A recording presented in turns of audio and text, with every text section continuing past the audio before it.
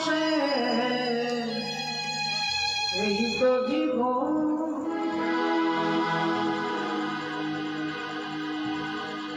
সাপের গয়না বলেছেন, সাপ হচ্ছে এমন একটা প্রাণী যাকে আপনি কোনো দড়ি দিয়ে বাঁধতে পারবেন না। কানে সাপ, মাথায় সাপ, গলায় সাপ, হাতে সাপ। যার শিষ্য হচ্ছে রাবণ রাজা, যে রাবণের গোটা এলাকাটা সোনা দিয়ে তৈরি, সেই রাবণ হচ্ছে শিব ঠাকুরের শিষ্য। তিনি চাইলে রাবণ তাকে একটা সোনার মুকুট দিতে পারতেন না? যে বাবা ভোলেনাথের আরেক শিষ্য হচ্ছে অর্থমন্ত্রী কুবের, তিনি চাইলে গয়না দিতে পারতেন না, কিন্তু তিনি গয়না করছেন না কেন?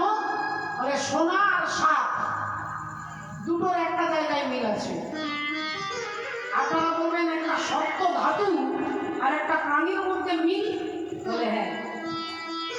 বলে দেখুন, সাপের পা থাকে না আর সোনারও পা থাকে না। সোনারও পা নেই, সাপেরও পা নেই, কিন্তু সাপ পা ছাড়া এখান থেকে ওখান যেতে পারে, পায়ের দরকার নেই। এখান থেকে ওখানে সাপ অনায়াসে যেতে পারে। আর সোনারও পা নেই, কিন্তু সোনাও চলতে পারে। বলবেন কি করে?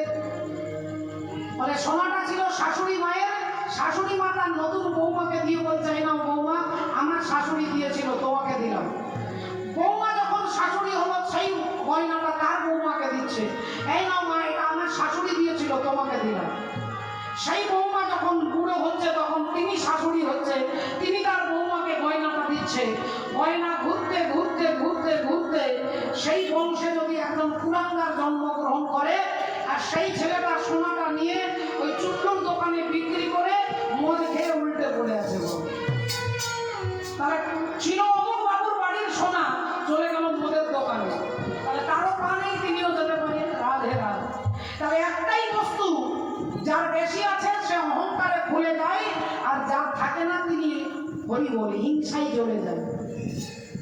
তাই সেই গয়না তিনি করেননি, সাপের গয়না করেছে।